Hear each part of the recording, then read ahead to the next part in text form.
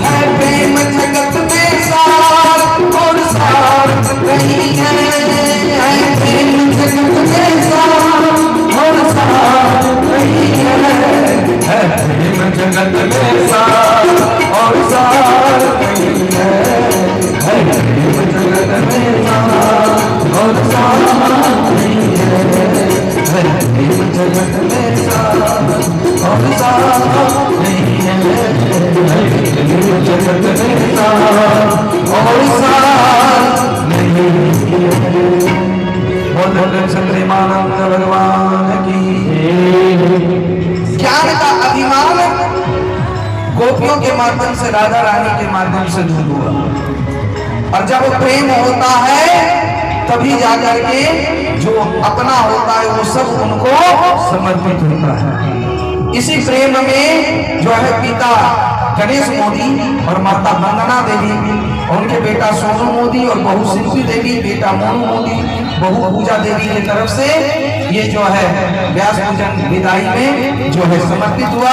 तो उनको बहुत बहुत धन्यवाद, साधुवाद पूरे मोदी परिवार को। साथ ही जो है चंद्रिका यादव जी जो है पुल निर्माण के कार्य कर रहे हैं, तो वे 105 रुपये से व्यास पूजन किए। चंद्रिका यादव जी को बहुत बहुत धन्यवाद। मनोज यादव नया टोला के 201 रुपये से व्यास पूजन किए। मनोज यादव जी को बहुत बहुत धन्यवाद। राम कुमार पंडित बसंती देवी जी के भाई हैं अररिया से और 4 व्हीलर से आए हैं, तो ऐसे हमारे राम कुमार पंडित जी उनको हम चाहेंगे कि आए, तो बहुत बहुत आपका अभिनंदन बंदन। एक बार करतल से जोरदार ध्वनि से स्वागत कीजिए कि भाई बहन की ये भक्ति भाव और ये प्रेम, क्योंकि ये ज्ञान की गंगा बह रही। बोल दे प्रेम से वृंदावन बिहारी लाल की, कृष्ण कन्हैया लाल की। तो ऐसे हमारे जो है बसंती जी के अनुज जो है पंडित जी ने हमें 500, राम कुमार पंडित जी 505 रुपये से व्यास पूजन किए। बहुत बहुत धन्यवाद, साधुवाद। साथ ही संजय कुमार गुप्ता सख्या के 105 रुपये से व्यास पूजन किए। विनोद कारीगर गछिया के 100 रुपये से व्यास पूजन किए। जिनको देना भीड़ करके दे दीजिएगा बाद में। आइए भाव में आते हैं। देखिए भगवान की विरह में, भगवान की वियोग में राधा रानी की कैसी अवस्था थी। तो कहते सुख कर काटा हुआ तन अपिकल में हाव मन बात बिगड़े शुष्क से मुरझा हुआ आंख आंसू से थी भरी अपसन अस्त व्यस्त थे भी दुखलता पूरी हरी। बसन अस्त व्यस्त सुख कर काटा हो गई थी। जब उद्धव जी आए तो वही कहने लगी, रे सटपद अक्रूर से तू क्या कम है क्रूर, अरे उसने तोड़ा हृदय और तू मन को करता है चूर। हे मधुर के तप बंधनो आसंश्रया सपत्नया कुचित दुश्री श्रीय बहुत मधुरस्तम प्रसादम। अरे मधुर बंधव, अरे भौड़ा, जैसे तू काला वैसे तेरा मालिक, तेरा स्वामी वो भी काला। अरे तू क्या मेरे कान के पास भौ कर रहा है? हमें ये सब बात अच्छी नहीं लगती। रे सटपद, अरे भौड़ा, जैसे तू एक फूल पर टिका नहीं रहता, एक पुष्प का रस समाप्त होता दूसरे पर, दूसरे से तीसरे पर, ऐसे ही तो तेरा मालिक है कि वृंदावन में बंसी बजाई और फिर गए तो चले ही गए। परसों की कह करके गए पर वर्षों तक वापस नहीं आए। मथुरा जाके मथुरा में ही रह गए, मथुरा जाके मथुरा में ही रह गए। आऊंगा तो चाँद में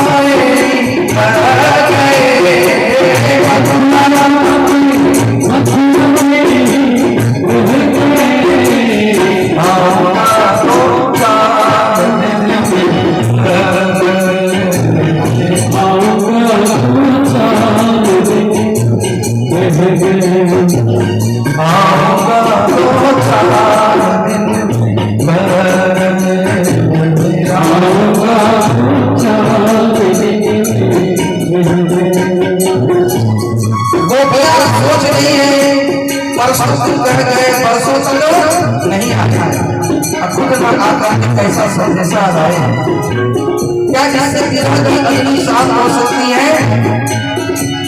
मानव मुर्गियां कह रही हो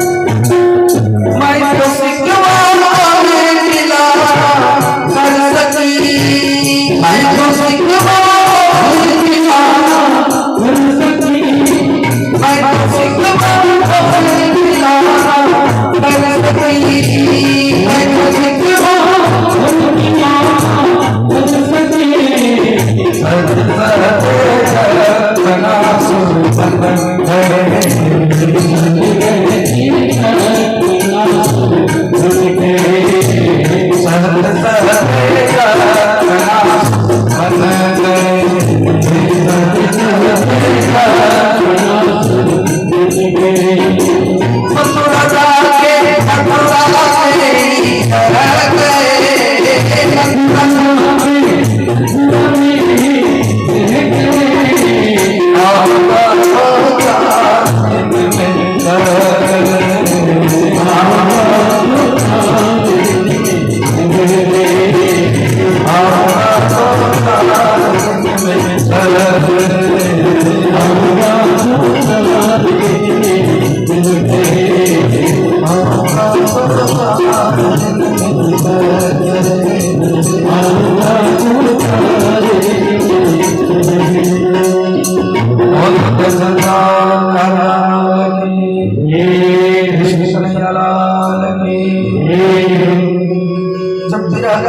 राधा रानी ने भौरे के माध्यम से बहुत कुछ कहा, तब जाकर के कुछ संयत होकर के राधा रानी कहती है उद्धव जी बुरा नहीं मानिएगा, क्योंकि प्रेम दीवानी हम भई बिसरो अपनों गात, मन वाणी संयत नहीं निसय टेढ़ी बात।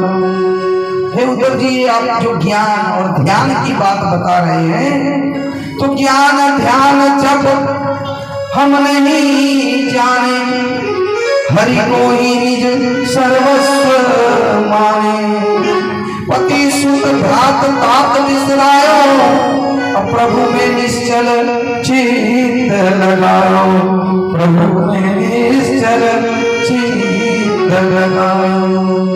उद्धव, ज्ञान की चर्चा सुहाती नहीं है और बिना कृष्ण दर्शन की शांति नहीं है। हे उद्धव जी, मन न भयो 10-20, एक हूँ तो गयो श्याम संग, को आराधे ईश, कूदो मन न भयो 10-20। अरे 10-20 मन होता तो एक मन से आपकी ज्ञान की चर्चा सुन लेते, पर मन तो एक ही था और वो कन्हैया के साथ चला गया। अपना तो यहाँ कुछ मन है ही नहीं, अभी तो हम अमन की स्थिति में हैं, अभी तो हम थॉटलेस अवेयरनेस है, विचार शून्यता की अवस्था में हैं। तो अब जब हम विचार शून्य की अवस्था में, तो आपकी ज्ञान की बातें, ध्यान की बातें, जप की बातें कहाँ से समझे? हमें ये बात समझ में नहीं आती कि कर्म की गति कितनी गहन है, ये प्रकृति की क्या लीला है कि देखो कोयल कितना मीठा बोलती है फिर भी उसको काला किया है, और देखिए कि बगुला मांस मछली सब खाता है फिर भी उसको कैसा सुंदर सा पंख दिया है। ओ कर्म की गतियां, कर्म की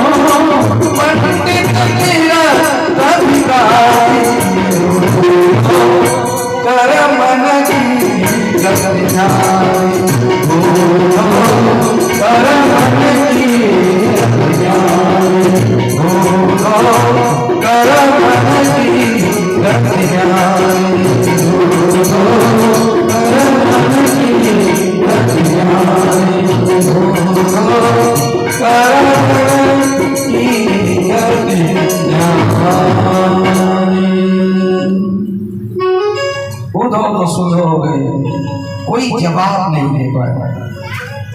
राधा रानी ने कहा क्या आप जिस तत्व को हमको बताने आए हैं, तो हमें तो लगता ही नहीं है कि हमारे प्रभु हमसे दूर है। अरे हम जहाँ जाते हैं, जहाँ हैं, वहाँ हमें प्रभु की सानिध्यता हमेशा प्राप्त होती है। पनघट पर जाते हैं तो ऐसा लगता है कि बंसी कदम के पेड़ पर बजा रहा है। जब गिरिराज गोवर्धन की तरफ जाते तो लगता है अभी भी गैया चरा रहे हैं। जिधर भी देखते हैं तो बस वही श्याम ही श्याम नजर आता। जिधर भी देखो बस तू ही तो, यानी वो ही वो नजर आता है। रोम रोम में, श्वास श्वास में, ऊपर नीचे दाएं बाएं, हर तरफ तो वही नजर आता है। हमें लगता ही नहीं है कि हमें छोड़ करके कहीं और गया है। हम तो उनको अंग संग ही अनुभव करते हैं। जब ये बात प्रभु जी ने सुनी कि जो हमेशा साथ ही अनुभव करता तो उनको कौन सी ज्ञान की बात बताए, भक्ति से ओतप्रोत होकर के उद्धव जी वृंदावन आए, भगवान को सारी बात बताए। भगवान को यही चाहते ही थे, पर एक शिकायत थी कि गोपियों को क्यों नहीं मथुरा ले आते हैं। और भगवान ने इसलिए नहीं लाए क्योंकि वृंदावन गांव की व्यवस्था, और गांव की व्यवस्था और शहर की व्यवस्था थोड़ा भिन्न होती है। अब गांव के सब ग्वाल वाल सखा देती मथुरा आ जाते, कहता है कन्हैया कैसा है, और पीठ पर एक हाथ जड़ देते, कहते चल तो तू घोड़ा बन हम तेरे पीठ पर चढ़ते हैं, तू हाथी बन हम तेरे पीठ पर चढ़ते हैं। तो फिर मथुरा वासी को अच्छा नहीं लगता, क्योंकि मथुरा वासी इनको पूज्य भाव से देखते थे। और दूसरा कारण ये था कि यदि वृंदावन के प्रति जो प्रेम है, ये यदि जरासंध आदि को पता चल जाए तो ये हमको जितना नहीं सताएंगे, हमारे जो प्रेमी हैं उनको सताएंगे, उनको कष्ट देंगे, इसलिए अपने प्रेम को छिपाएंगे।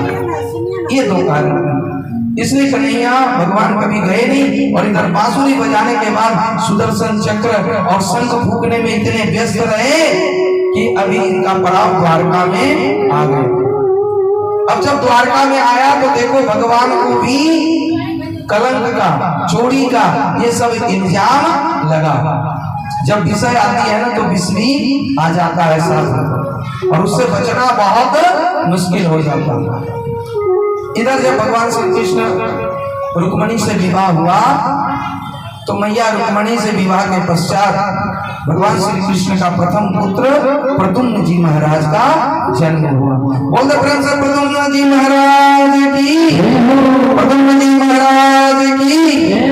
कामात वासुदेवांशो जगदेव प्रादरत्रयसा श्रीयेष्टं प्रत्यक्षं वदिष्यामि भवान्।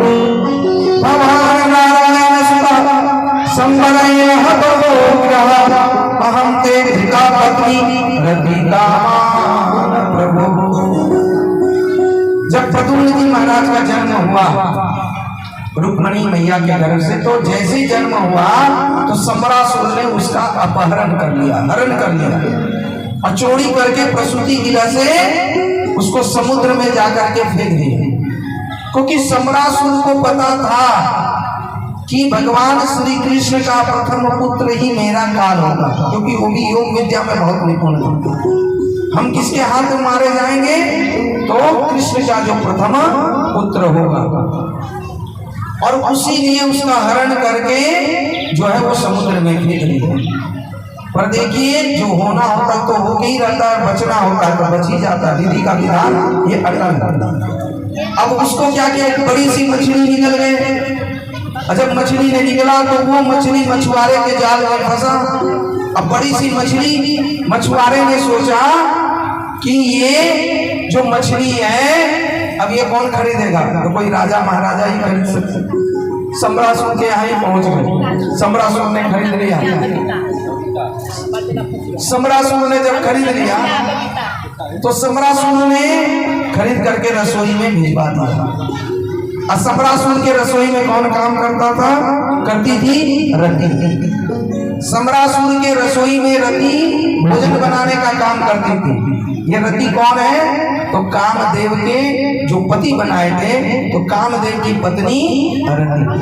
जब कामदेव जी भगवान शिव के तीसरे नेत्र से जल करके भस्म हो गए तब रति भोलेनाथ के चरणों में साष्टांग धन्यवाद प्रणाम करके बहुत रोई कि हम अपने पति को कैसे प्राप्त करेंगे, कैसे मिलेंगे, क्योंकि उसके बिना तो हम रह नहीं सकते। तब भोलेनाथ ने कहा था, जब यदुवंश कृष्ण अवतार होई है जननी मां मई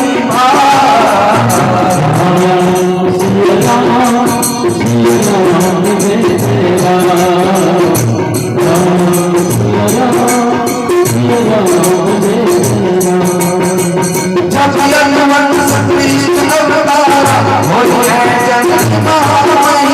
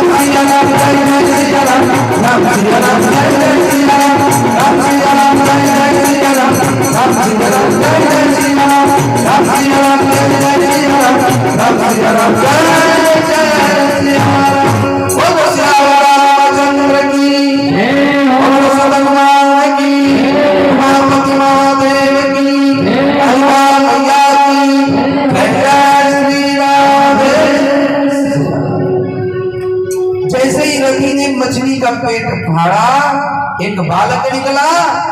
रति सब समझ गई, रति समझ गई कि यही मेरा पति होगा। अब निकाल करके लालन पालन करने लगी। और रति ने योग विद्या जानती थी, योग विद्या के माध्यम से दिन दुगुना रात चौगुना एकदम से वृद्धि कर दिया। अजब बढ़ गए तब रति ने अपने पति यानी कामदेव को, प्रद्युम्न जी को सारी बात बताई कि आप पूर्व जन्म में हमारे ही पति थे। जब थोड़ा हाव भाव ऐसा करने लगा, ऐसे तो माता मानते थे कौन, प्रद्युम्न, कि रति हमारी माता है। पर देखा कि नहीं ये तो माँ जैसी नहीं पत्नी जैसी व्यवहार कर रही है। तब जाकर के सारी बात बताए और उनको योग विद्या के माध्यम से पूर्व जन्म का स्मरण हुआ। जब स्मरण हुआ तब जाकर के प्रद्युम्न जी कह रहे हैं कि हम सब यहाँ सम्रासुर के चंगुल से कैसे निकलेंगे। कहा कि योग विद्या के माध्यम से, और हम सब योग विद्या में अब निपुण हो गए हैं। अब समय आ गया है सम्रासुर के वध का। तब नारद जी की प्रेरणा से, नारायण के जो है आशीर्वाद से प्रद्युम्न और रति दोनों सम्रासुर से भिड़ जाते हैं। सम्रासुर का वध करके वो वहां से कहाँ आ जाते हैं, द्वारका। द्वारका आते हैं तो मैया से कहती है, मैया कहाँ हो, आरती की थाली लेके जल्दी आओ। अरे देखो कौन आया है। रुक्मणी मैया बाहर आती है तो कहती है कौन है। कहा ये कोई और नहीं, ये तुम्हारा पुत्र प्रद्युम्न और ये पुत्र वधू है, इनका स्वागत करो और जल्दी से थाली ले आओ। तब जाकर के मैया बहुत खुश होती है, हर्षित होती है और थाली लेकर के आरती उतारती है। स्वागतम कृष्ण शरणागतम कृष्ण, स्वागतम कृष्ण शरणागतम कृष्ण, स्वागतम सुस्वागतम स्वागतम सुस्वागतम शरणागतम कृष्ण, स्वागतम कृष्ण शरणागतम कृष्ण, स्वागतम कृष्ण शरणागतम कृष्ण। मथुरापति कृष्ण, मथुरापति कृष्ण, मथुरापति कृष्ण, मथुरापति कृष्ण, स्वागतम जी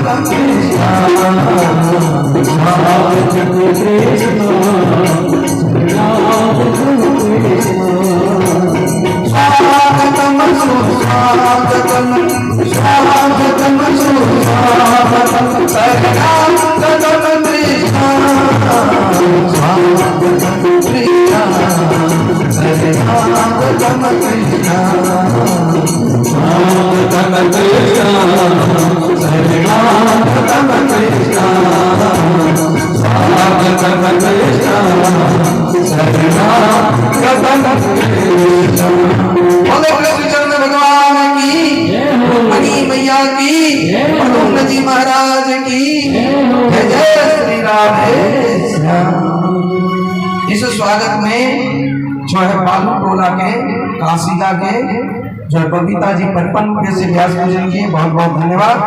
सुनीता देवी 101 रुपये से व्यास पूजन किए, बहुत बहुत धन्यवाद।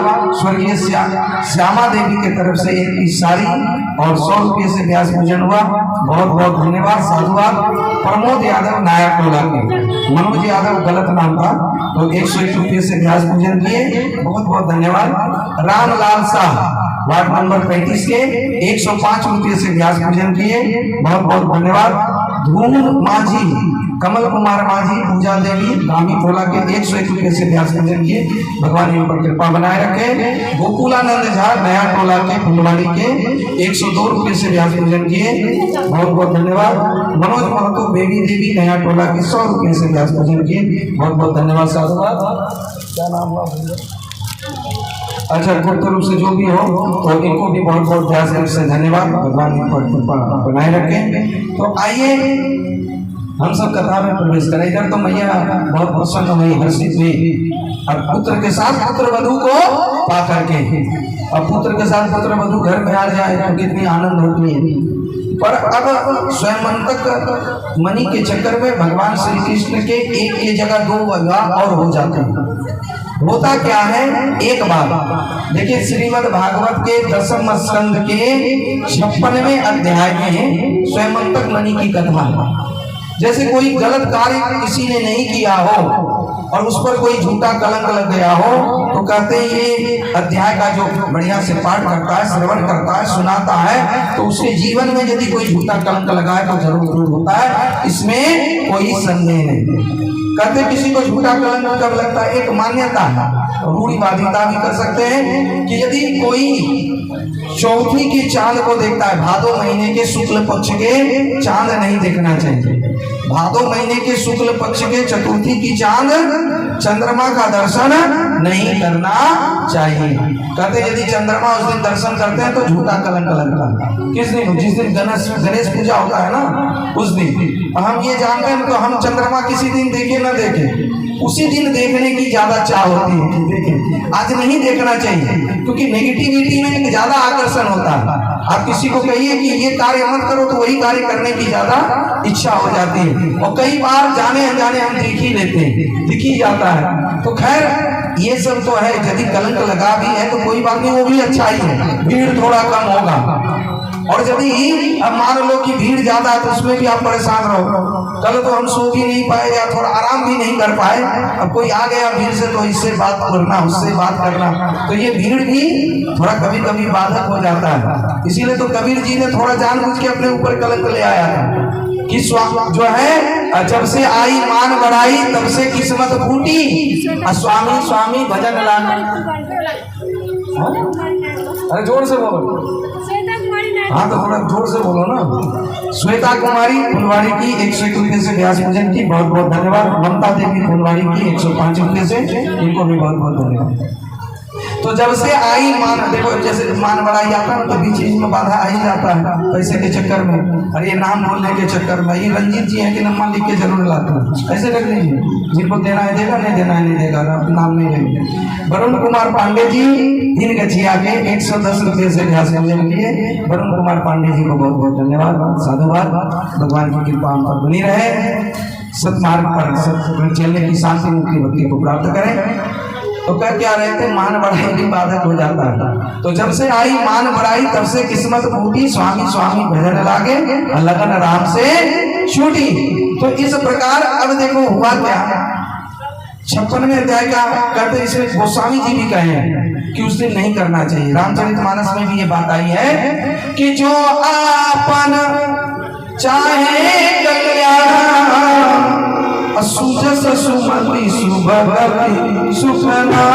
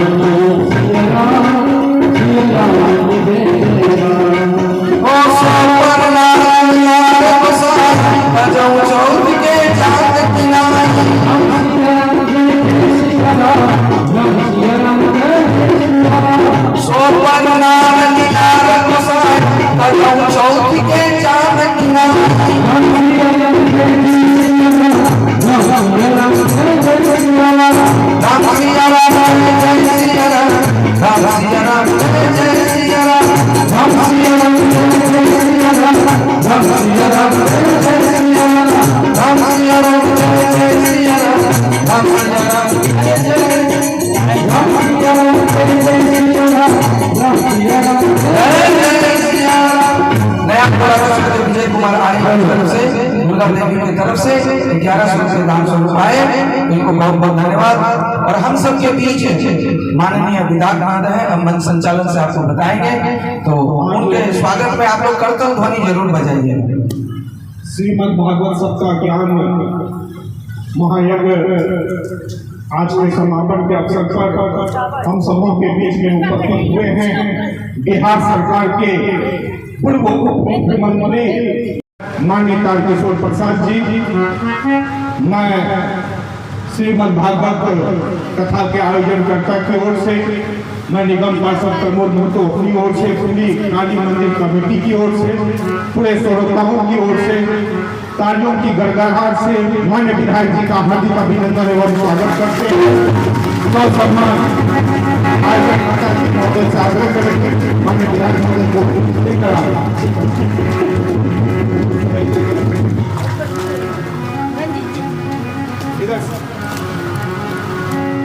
लेके आइए।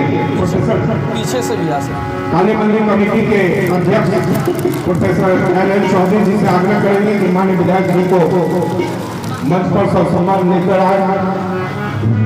बड़ी ही हर्ष की बात है कि हम सबों के बीच में उपस्थित हुए हैं बिहार सरकार के पूर्व उप मुख्यमंत्री सर कटिहार के लोकप्रिय विधायक माननीय तारकिशोर प्रसाद जी आज लगातार 7 दिन से हमारे इस महाज्ञान सागर में आप सभी उपस्थित होकर डॉक्टर श्यामा गोपाल जी के महाराज के मुखारबिंद से उनके प्रवचन को सुन रहे हैं, लाभ उठा रहे हैं।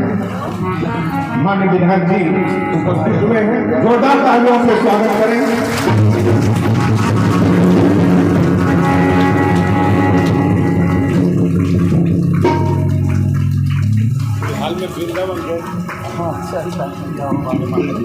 मैं विधायक महोदय से आग्रह करेंगे कि महाराज जी का भी माला पहनाकर स्वागत करें। जोरदार तालियों से महाराज जी का भी स्वागत है। मुझे बताने में बड़ी हर्ष हो रहा है कि पहली बार सिंगसिया काली मंदिर के प्रांगण में इस तरह का श्रीमद् भागवत कथा का आयोजन पहली बार हो रहा है। और हमारे सौभाग्य की बात है कि वृंदावन से चलकर आए माननीय श्यामा गोपाल जी महाराज के मुखांकित से हम लोग 7 दिन से महाज्ञान की सागर में भाव विभोर हो रहे हैं। मैं पुनः एक बार कटिहार सिंगसिया काली मंदिर के प्रांगण में पंडित श्यामा प्रसाद गोपाल जी का हार्दिक अभिनंदन और स्वागत करते हैं जोरदार तालियों से। इस अवसर पर माननीय विधायक महोदय महोदय से आग्रह करेंगे कि आप वो शब्द हम सबों के बीच में रखें। हम चाहते हैं पार्षद महोदय का भी थोड़ा स्वागत करने के लिए आइए।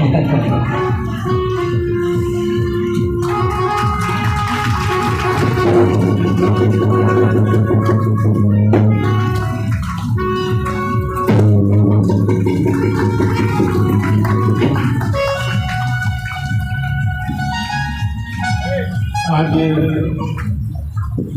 महाकाली के पावन प्रांगण में डॉक्टर श्यामा गोपाल जी महाराज जी 7 दिनों से भागवत गीता पर उनके वाणी को हम सब सुन रहे थे और आज समाप्ति हुई है। और वास्तव में श्री भागवत गीता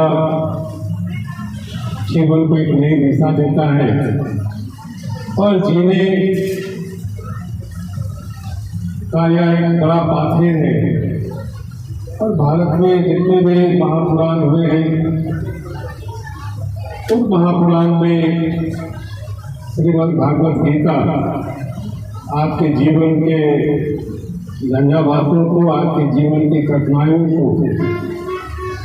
उनके श्लोकों से जिस प्रकार से भगवान श्री कृष्ण ने अर्जुन को एक साहस दिया था धर्म युद्ध के लिए, उसी प्रकार से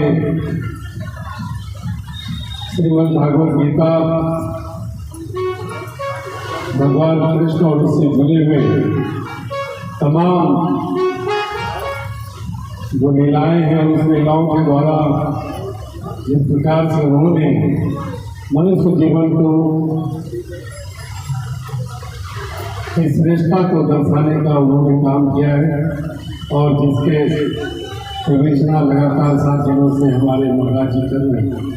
मैं कटिहार के पावन धरती पर उनका हार्दिक वंदन करता हूँ, नमन करता हूँ। और वास्तव में व्यासपीठ पर आज ये उपस्थित हैं और इस प्रकार का आयोजन कहीं जो समाज में जो नकारात्मक ऊर्जा है उसका नाश होता है, सकारात्मक ऊर्जा का संचार होता है जो हम सबों के जीवन को उनके श्रेष्ठतम की ओर पहुँचाता है। मैं आज आपको प्रणाम करता हूँ और इस भागवत गीता के अंतिम दिन आपका जो संदेश है वो हम सबों के जीवन को बेहतर दिशा की ओर ले जाए इसकी कामना करता हूँ। और जो आयोजन समिति है उसके प्रति आभार प्रकट करता हूँ। आपने इस प्रकार के श्रेष्ठ मंच पर व्यासपीठ पर हमें 2 शब्द के रूप में इन्हें स्वागत करने का अवसर दिया। हम पूरे आयोजन समिति को इसके लिए हृदय से आभार प्रकट करते हैं। बहुत धन्यवाद।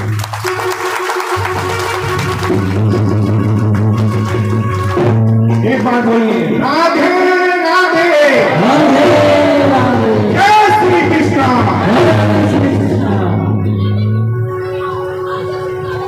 बोल दो प्रेम से वृंदावन बिहारी लाल की। माननीय विधायक महोदय जी को बहुत बहुत धन्यवाद, अपना कीमती समय निकाल करके हम सबका मनोबल, उत्साह और उत्साह को बढ़ाने के लिए तो इनका हृदय से बहुत बहुत आभार प्रकट करते हैं, कृतज्ञता प्रकट करते हैं।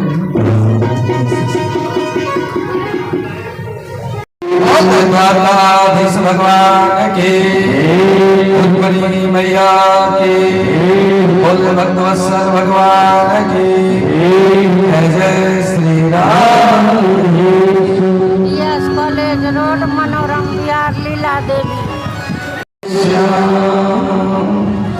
कृष्णयासित सखा कश्चित् ब्रह्मणो ब्रह्मवित्तमा विगत इंद्रियार्थेषु प्रशांतात्मा जितेन्द्रियः, प्रशांतात्मा जितेन्द्रियः।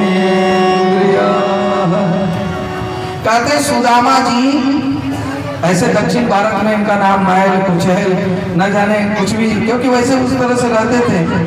ऐसे भागवत में ऐसा कुछ नहीं आया है पिता का नाम भी, पर गर्ग संहिता में है कि इनके पिताजी का नाम पंडित आचार्य श्री सारंगधर और माता जी का नाम सत्यवती। तो ये सत्यवती और सारंगधर के पुत्र हुए सुदामा जी। और सुदामा जी कैसे थे? तो कृष्ण आश्रित सखा कश्चित ब्रह्मणो ब्रह्मवित्तमा, ब्राह्मण थे। और ब्राह्मण में कैसे ब्राह्मण थे? ब्रह्मवित्तमा, superlative degree, good, better, best, यानी वित्तरा नहीं वित्तमा, ब्राह्मणों में सर्वश्रेष्ठ थे। कैसे? तो कहते वो विरक्त थे, विरक्त मतलब संसार की माया से बिल्कुल विरक्त। और कैसे थे? इंद्रियार्थेषु, यानी बिल्कुल इंद्रिय के अर्थ में वो अपनी रुचि नहीं लेते थे, यानी इंद्रिय की संयमन में रहते थे और उनकी आत्मा हमेशा प्रशांत रहती थी। प्रशांत माने विशेष रूप से शांत, प्रशांत आत्मा जितेंद्रिय। ऐसे कौन थे? तो सुदामा जी थे। तो सुदामा जी के बारे में सुखदेव जी ने कहा कि वो क्या थे? ब्राह्मणों में ब्रह्मविद्तमा। और जब उसकी पत्नी सुशीला की बारी आई तो व्यास जी ने क्या लिखा? कहते हैं पतिव्रता पतिव्रा माल्यता बदनेन सा दरिद्रारुदमानसा वेदमानं बीयज। यानी वो दरिद्रा स्त्री मनासा वेप्यना विगम्य च। सुशीला को क्या कहा गया? दरिद्र। सुदामा जी को गरीब नहीं कहा गया, दरिद्र नहीं कहा गया, उनको तो श्रेष्ठ कहा गया। तो सुदामा जी को श्रेष्ठ कहा तो सुशीला को दरिद्र क्यों कहा? दरिद्र का मतलब कहते दरिद्रो अस्य असंतुष्टो, जो असंतुष्ट है वही दरिद्र है। कहते हैं धन चाहे, जो धन चाहे वो निर्धन है। पैसा चाहे तो समझिए उससे बड़ा और गरीब कोई नहीं है। जो धन चाहे वो निर्धन है। मान चाहता है अभिमानी, और जो न किसी से और कुछ चाहे बंधन मुक्त महान वही है।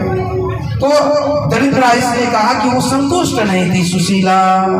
कैसे सुशीला संतुष्टि धारण करे? क्योंकि बच्चे की जो दुख था, बच्चों का जो कष्ट था, वो सुशीला से देखा नहीं जाता था।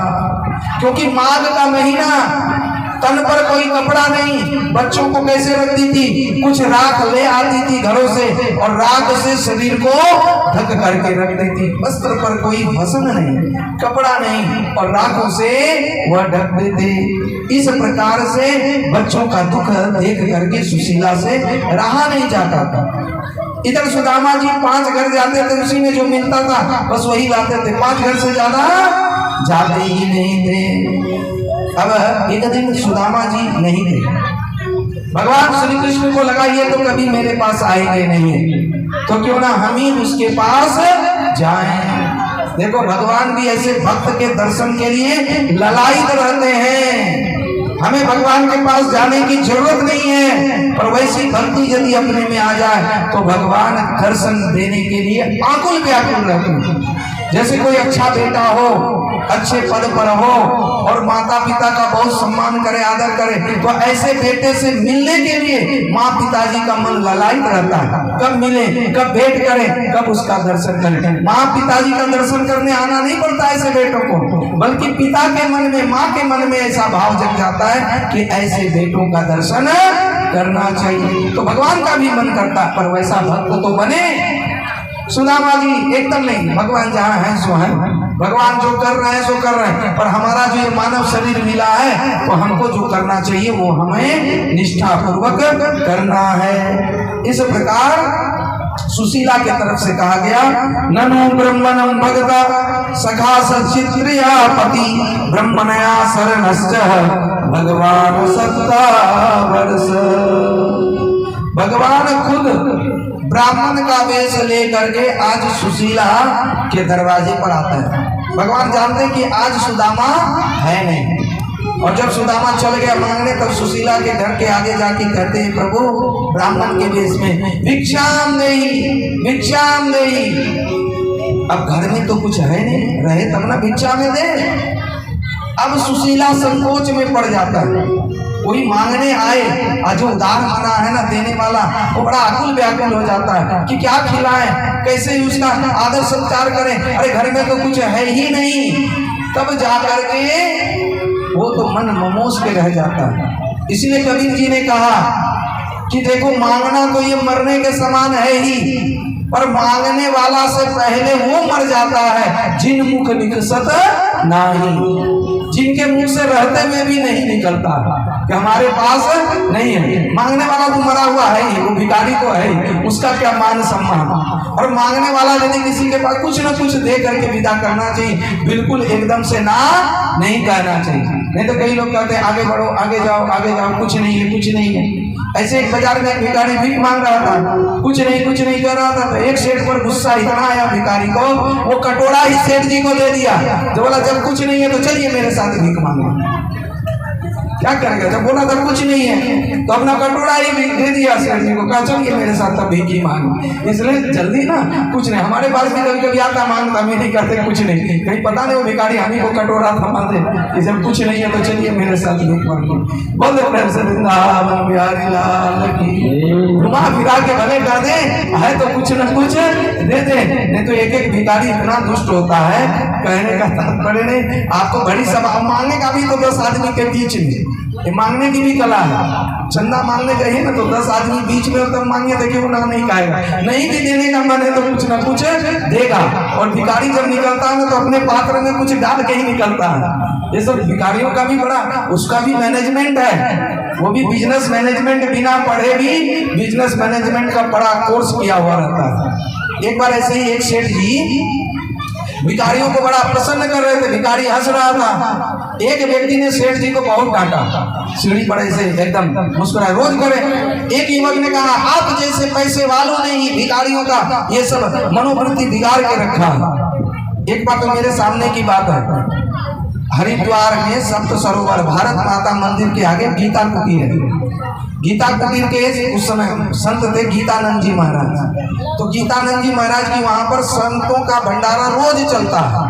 वहां हजारों संत शाम को 5 बजे, गर्मी का समय ठंडा है तो 4 बजे कर देता है, तो वहां हजारों संत भोजन करते हैं। और भोजन A1 का, और भोजन भी नहीं, साथ में दक्षिणा भी मिलता है। वहां तो पंजाब हरियाणा आदि के सेठ लोग लाइन लगा के रहते हैं, 2-2 महीना 3-3 दिन 3 महीने के बाद कभी नंबर आता है, इतना बुकिंग चलता है।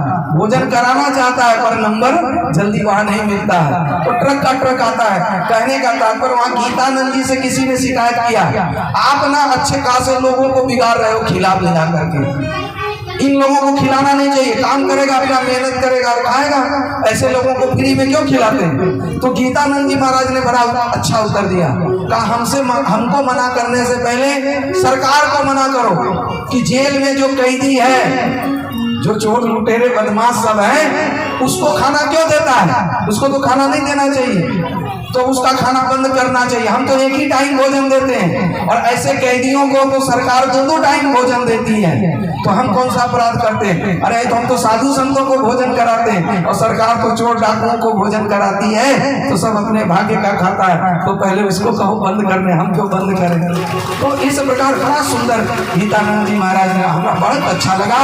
तो कहने का तात्पर्य है कि ये भोजन जो है प्रसाद रूप में जब मिलता, अब देने का भाव रहता है, नहीं दे पाए तो क्या करें, तब जाकर के सुशीला अंदर से ही कहता है कि हमारे यहाँ दरिद्रा ने जन्म लिया, हमारे यहाँ दरिद्रा, तो दरिद्रा अशौच चल रहा, अशौच महाराज जी समझ नहीं रहा, अशौच। तो कहा किस बात का अशौच है, कहा हमारे यहाँ कन्या ने जन्म लिया।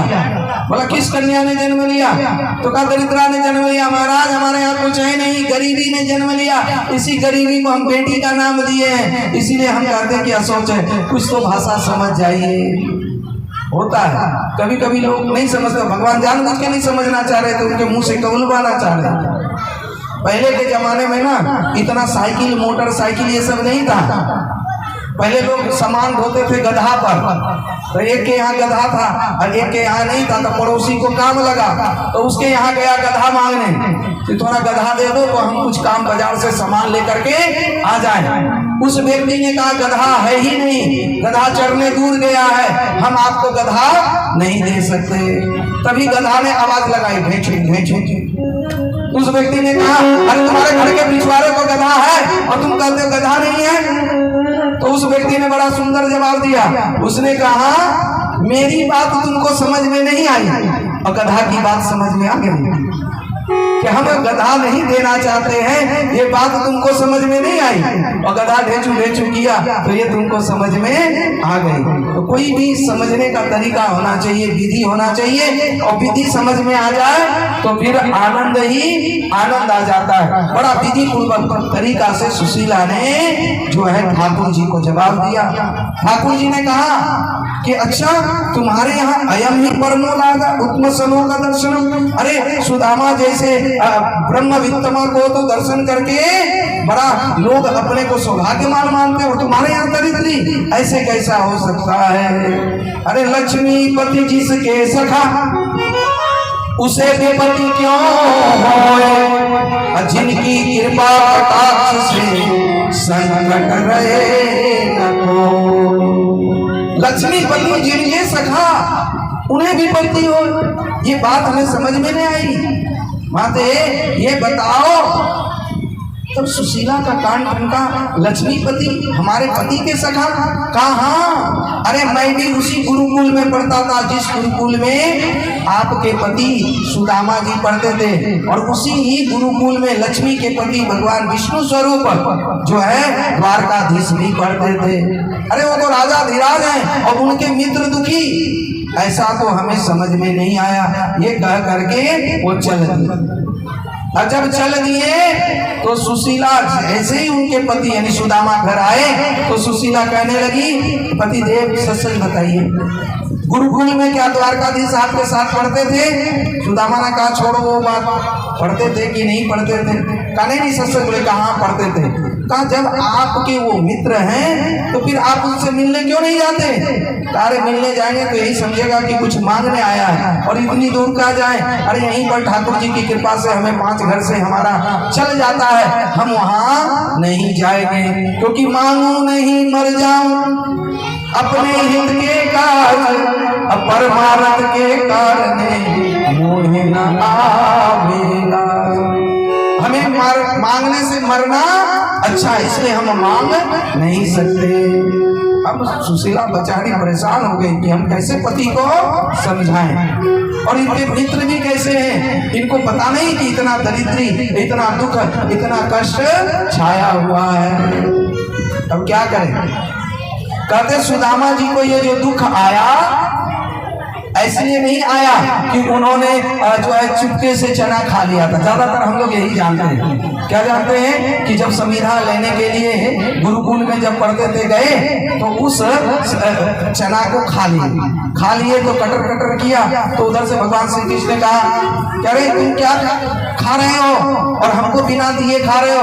तो कहा अरे कन्हैया कुछ नहीं, ये ठंड के कारण बरसात में दांत शरीर ठिठुर गई इसलिए दांत कटकटा रहा है, ये दांत की आवाज है, हम खा कुछ नहीं रहे। का खबरदार जो खा रहे हो तो। और इधर कन्हैया के उतरते उतरते सारी चना सुदामा जी खा गए।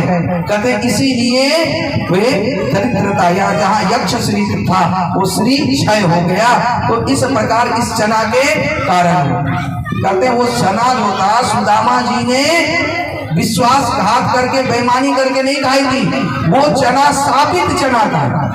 हुआ यूं था कि एक बार जब गुरुकुल में पढ़ते थे तो गुरु माता झाड़ू बुहारू लगा रही थी, उसी समय उनको एक चना की पोटली जो एक झाड़ी में मिला, तो मैं गुरु माता को लगा कि किसी भक्त ने दे करके चला गया होगा, और जब वो दे के चला गया तो उठा लिया और उठा करके रख लिया अपनी रसोई में। और वो चना क्या था? चोरी का चना था। एक बार उसी समय उसी जगह पर जो है सुदामापुरी में एक वृद्ध माता रहती थी, वो भीख मांग करके कुछ लाए और ला करके अपनी कुटिया में रख दे। एकादशी का दिन था, उस दिन उसको भीख में चना मिला था, तो सोचा आज एकादशी, आज क्या खाएंगे, भूख भी लगा था, तो सोचा इसी बहाने एकादशी का भी पालन कर लेते हैं, कल द्वादशी के दिन इस चना का भोग लगाएंगे।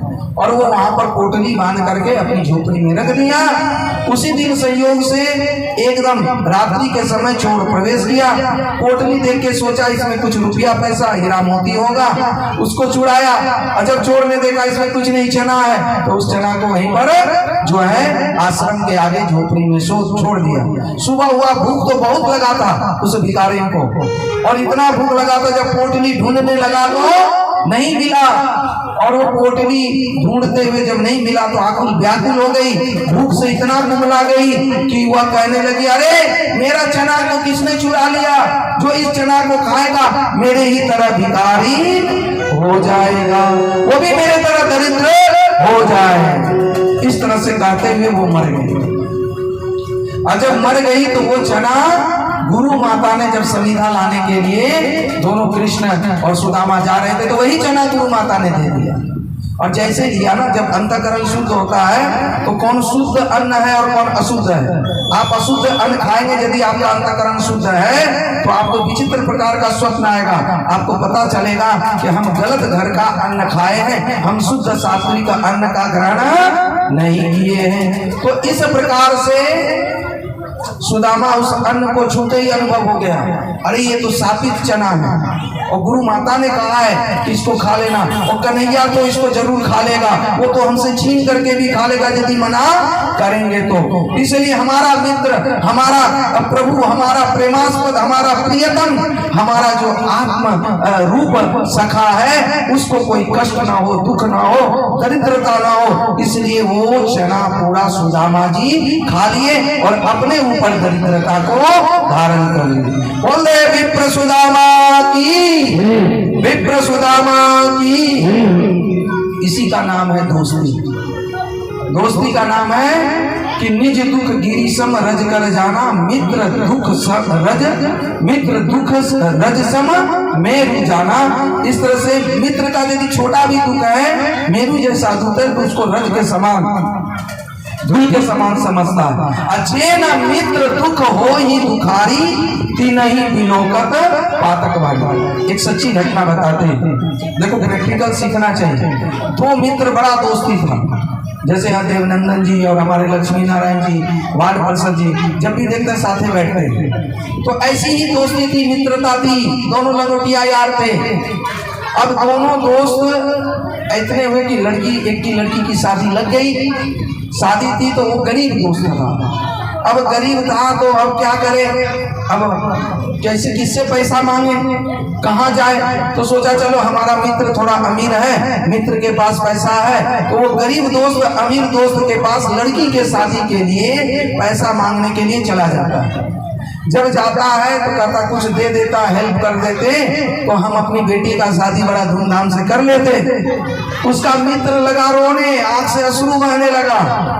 जब अश्रु बहने लगा धनिक मित्र का, तो गरीब मित्र ने कहा कोई बात नहीं, कोई बात नहीं, नहीं है तो कोई बात नहीं, अरे हम काम चला लेंगे, क्यों तुम अश्रु बहा रहे हो। उसके धनिक मित्र ने कहा कि लानत है ऐसी दोस्ती पर, कलंक है ऐसी दोस्ती पर कि तुम मित्र होकर के हमारे पास हाथ पसारा, तुम हमसे मांगे। अरे मैं कैसा मित्र हूँ कि बिना मांगे हमने तुम्हारी सहायता नहीं कर पाया, बिना मांगे हम तुम्हारी लड़की में जो है हम वो जो जरूरी चीजें थी, जो रुपया था, पैसा था, वो दे नहीं पाया कि तुमको हमारे आगे हाथ फैलाना पड़ा, मांगना पड़ा। तो कलंक है ऐसी दोस्ती को। इसीलिए मेरे आंख से अश्रु चला गया कि हम कैसे यहाँ पर चूक कर गए। दोस्ती का मतलब है कि बिना मांगे उसका काम पूरा हो जाए, नहीं तो रहीमन धनी जो है, रहीमन के जी कहे कि धनी रहीम संपत्ति सगे बनत बहुत बहुरी, अपिपत कसौटी जे कसे सोही साचे मीत। तो ये सच्ची घटना, वो रोया, पर इसलिए रोया कि बिना मांगे हम क्यों नहीं इसकी लड़की में सहायता पहुंचा पाए। ये मित्रता है। और यहाँ तो जीवात्मा की परमात्मा से मिलन है। आज सुदामा जी चल पड़े, सुदामा पुलिस कैसे।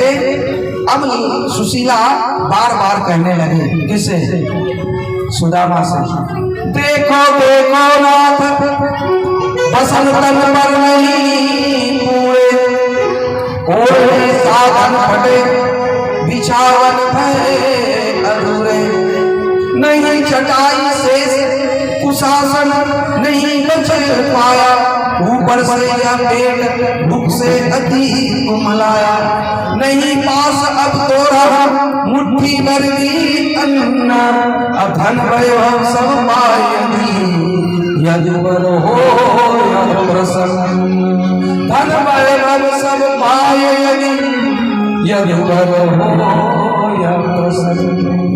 हे प्रभु, हे मेरे स्वामी, हे प्राणनाथ, देखिए बच्चे के सर पर कोई छाया नहीं है, छत से भी पानी छूटा है और ओढ़ने और यहाँ तक कि बैठने की भी कोई बिछावन नहीं है। हे प्रभु, अरे ये भूख से पेट भी इतना कुम्हला गया है कि अब मानो प्राण ही चला जाएगा। इसलिए प्रभु, यदि लक्ष्मीपति आपके सखा है तो क्यों ना उनको प्रसन्न कर रहे हैं, क्योंकि धन वैभव सब उन्हीं की कृपा से तो मिलता है, क्यों ना आप उनसे मिलने के लिए जाते हैं। सुदामा जी ने कहा ठीक है, तुम बार बार कह रही हो तो हम जाने को तैयार हैं, पर हम ऐसे नहीं जाएंगे, खाली हाथ हम नहीं जा सकते और किसी के यहाँ खाली हाथ जाना भी नहीं चाहिए। हम नहीं कहते कि यहाँ कथा में ही आप खाली हाथ मत आओ, कहीं भी रिश्तेदार में जाओ तो एक बिस्किट, एक चॉकलेट या कुछ ना कुछ आप जरूर ले जाए, क्योंकि खाली हाथ जाने से बच्चे या वहाँ के कुछ और भी लोग हैं एक आशा रखता कि मेहमान आए हैं तो कुछ ना कुछ लाए ही होंगे, और कुछ ले जाने की यदि सामर्थ्य नहीं है तो उससे अच्छा नहीं जाना चाहिए, और जाइए तो कुछ ना कुछ ले करके जाइए। सुदामा जी का ऐसे हम नहीं जा सकते, कुछ भेंट लाओ, कुछ उपहार लाओ, कुछ दो तभी हम जाएंगे। झट से सुशीला सोची चलो राजी तो हुए, वो झट से 4-5 घर जाती हैं और 4-5 घर जा करके जो है वह 4-5 तरह की तंदुल ले आती है। वो तंदुल मतलब चावल भी होता है, चिवड़ा भी होता है। तो वो तंदुल जब लाती 5 घर का, तो 5 घर का कैसा होगा, 5 जैसा होगा, और 5 तरह का तंदुल एक फटे पुराने कपड़े में सुदामा जी को बांध दिए, और सुदामा जी उस तंदुल को लेकर के और हाथ में लाठी को लेकर के अब सुदामा पुरी से निकल गए, और किसका नाम जपते हुए, भगवान का नाम जपते हुए आज सुदामा जी चल पड़े मिलने। आइए हम सभी सुदामा जी का इस भजन भाव से आनंद लेते हुए हम लोग दर्शन करें। मुझे लग गया सुदामा जी को भेजिए, सुदामा जी आप सामने आइए। अब सुदामा जी चल पड़े, हाथ में लाठी है और पोटली है और नंगे पैर है, क्योंकि उतना पैसा तो था नहीं, फटे पुराने वस्त्र, और उस तरह से उस वस्त्र में ही चल पड़े। कैसे कहते हैं, और हम सब भी चले कहाँ, भगवान के द्वार, और भगवान से यदि हम कुछ न कुछ भेंट लेके जाएंगे, भगवान स्वीकार करेंगे तो एक के बदले 100 जरूर लेंगे। हम भी सुदामा की तरह चलिए, प्रभु से मिलते हैं और भगवान से यही कहें कि तेरे दर पे आ रहा हूँ, तेरे दर पे तेरा नाम जपते जपते तेरा नाम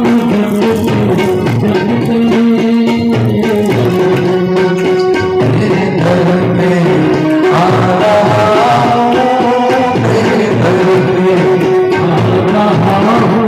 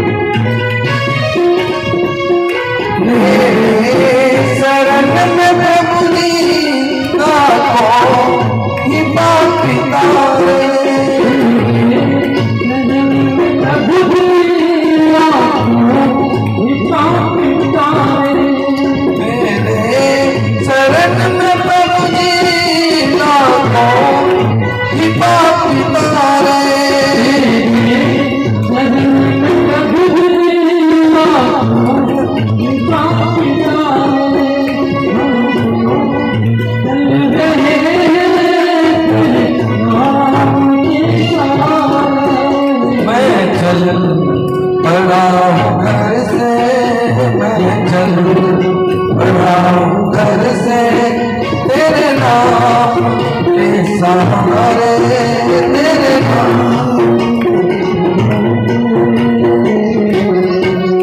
करुणा की दृष्टि कर दो, करुणा की दृष्टि कर दो, मेरे साथ हंसते हंसते, ओ मेरे साथ हंसते हंसते।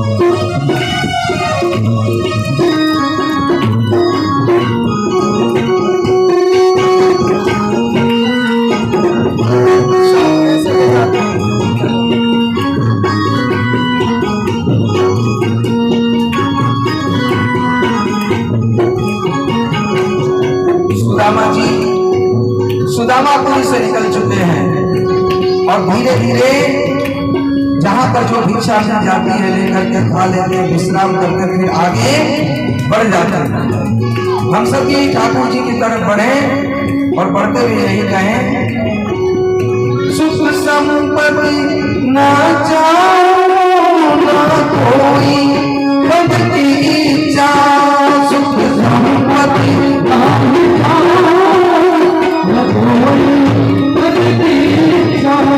सुख संपत्ति ना चाहो ना कोई पद की इच्छा, सुख संपत्ति ना चाहो ना कोई पद की इच्छा, जग में तुमको देखो बस यही मेरी इच्छा,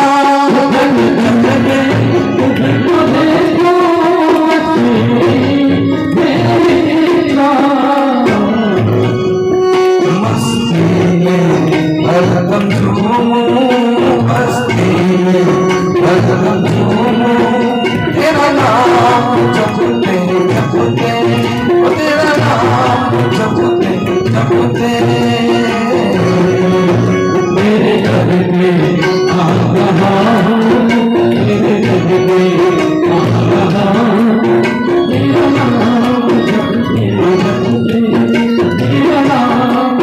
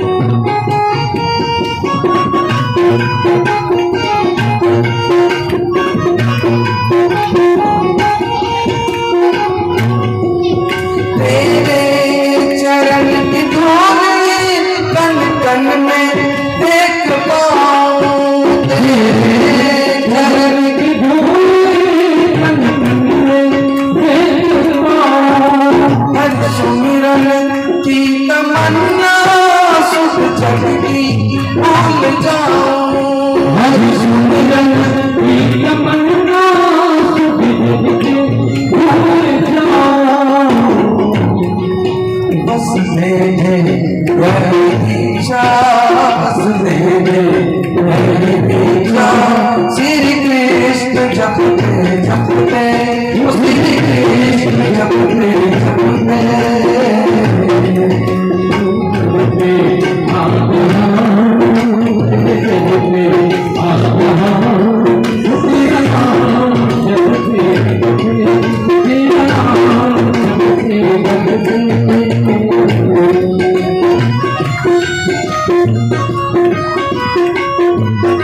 पड़ता है। आप जैसे ही सीधे जाएंगे वो बड़ा सा महल तो द्वारकाधीश भगवान का ही है। सुदामा जी जाने लगते हैं, जाते जाते उन्हें एक बड़ा सा महल दिखाई पड़ता है। वो देख करके आश्चर्यचकित होते, इतना बड़ा महल, अरे क्या इसमें हमको प्रवेश मिलेगा, क्या हम जा पाएंगे? अरे हमें तो लगता नहीं है कि हम अंदर जा पाएंगे। वह वहां पर देखते हुए बस उस महल के द्वार तक आ जाते हैं, और जैसे द्वार तक आते हैं तब द्वारपाल कहते हैं, ओ भिक्षुक, जाता किधर? वर्जित यहाँ प्रवेश, यहाँ बड़े प्रतीक्षारत रहे बड़े बड़े भूपेश। ए भिक्षुक, कहाँ जा रहा है? यहाँ तो बड़े बड़े राजा महाराजा बहुत प्रतीक्षा करते हैं, तब जा करके जो है दर्शन मिलता है। इस प्रकार जब द्वारपाल ने कहा, तुम्हें क्या चाहिए?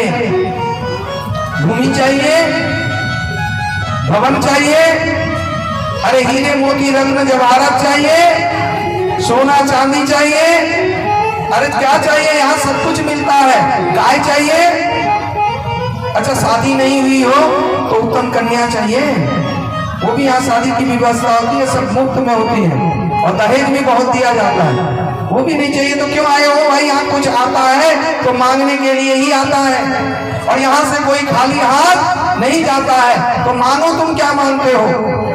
तब जाकर के सुदामा जी द्वारपाल से कहते हैं कि हमें मांगने नहीं, हम तो बस वो तुम्हारे द्वारकाधीश से मिलने आए हैं। कहा मिलने आए हो तो कुछ लेने ही तो आए हो, अरे जो मांगो मिलेगा। तब जाकर के कहते हैं, अरे थोड़ा जाने को तो कहा, क्यों जाने दें, जो चाहिए बोलो, तुम्हें यही मिलेगा। जब उसे जाने नहीं दिया, सुदामा जी निराश हो गए। सुदामा जी दुखी होकर के वापस घर की तरफ चलने लगे। वो मन में सोचने लगे, हम पहले से ही जानते थे, ये तो सुशीला के कहने पर हम यहाँ आ गए, अरे यहाँ प्रवेश करना तो बहुत मुश्किल है।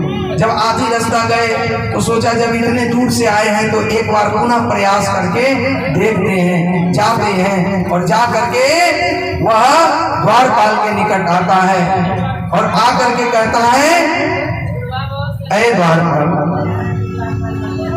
अरे हमें नहीं जाने दोगे कोई बात नहीं है, कम से कम मेरी एक संदेशा तो तुम अपने राजाधिराज महाराज के पास पहुंचा दो।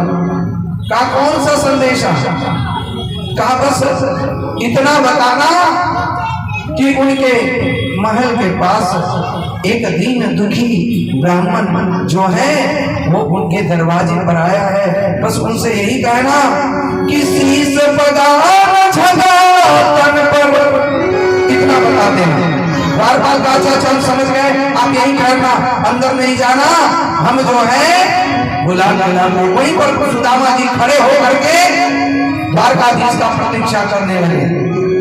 कभी थक जाते तो बैठ जाते, फिर उठ जाते और द्वारकाधीश का प्रतीक्षा करने लगते कि भाई कहाँ है, कब आएंगे, कब तक आएंगे। इधर महल बहुत लंबा था, तब जाकर के द्वारपाल को आने में भी समय लगा। जब द्वारपाल आए तो भगवान श्री कृष्ण से कहने लगे, राजाधिराज महाराज द्वारकाधीश कृष्ण कन्हैया लाल की, द्वारकाधीश की, द्वारकाधीश भगवान की, रुक्मिणी मैया की। तब जाके द्वारकाधीश भगवान ने कहा, द्वारपाल क्या बात है? द्वारपाल ने कहा, शीश पगार झगा तन पर, जाने कोई आए बसे की ग्रामा, धोती फटी सिंगटी दुपटी, कोई स्वाहा। अरे द्वार करो दुर्बल देखी, रहियो चकित सो वसुधा अभिरामा, पूछत दीन दयाल तुधार, बता अपनो नाम सुदामा, बता अपनो नाम सुदामा। जैसे ही सुदामा नाम द्वारकाधीश भगवान ने सुना, कहीं पर दुपट्टा गली, कहीं पर चरण पादुका, और दौड़े दौड़े भागे बड़ी बड़ी आश्चर्यचकित होते आकाश के लिए कृष्ण अपने मगल के पास पहुंचते हैं और जैसे सुदामा जी को देखते हैं उन्हें अपने हृदय से लगा देते हैं। अरे कहाँ गई तुम, कहाँ जा रहे हो? अश्रु की धारा बहुत भगवान की सुदामा की कृष्ण की। अब बड़े प्यार से सुदामा जी को अपने महल की तरफ लाते, द्वारपाल से कहते अरे हटो, रास्ता दो, ये हमारे परम मित्र हैं। और जैसे ही आएगा तो उठ जाना, खड़ा हो जाना। खड़ी हो। अब सुदामा जी बिल्कुल भगवान श्री कृष्ण के आलिंगन सहारे वह जो है आते हैं और जैसे ही वह महल के निकट आते हैं तो कन्हैया जिस आसन पर, जिस सिंहासन पर बैठे हैं वहीं पर सुदामा जी को विराजित करते हैं। बहुत बहुत प्रेम से सुदामा भगवान के, सुदामा भगवान के। सुदामा जी को देख करके उनके नैनों से अश्रु बह निकला। सुदामा जी को देख करके कहने लगे मित्र यहाँ आए नहीं, इतने दिन कहाँ रहे? सुदामा जी का बहुत सुंदर स्वागत किए। बोलो मित्र सुदामा की।